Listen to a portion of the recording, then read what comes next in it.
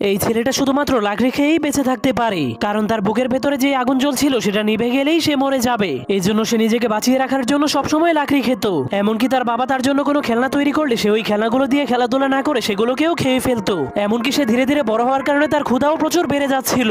এই জন্য সে ক্ষুধা মেটানোর জন্য নিজের ঘরের ফার্নিচার এবং ঘরের চালকেও খেতে শুরু করে দেয়। কিন্তু একদিন যখন সে ঘরের পিলারকে খেতে শুরু করে তখন সেই পিলারের মধ্যে ফাটল ধরে যায়, যার কারণে পুরো ঘর ভেঙে তার উপরে পড়ে যায়। কিন্তু তার বাবা অনেক কষ্ট করে তাকে বাঁচিয়ে দেয়।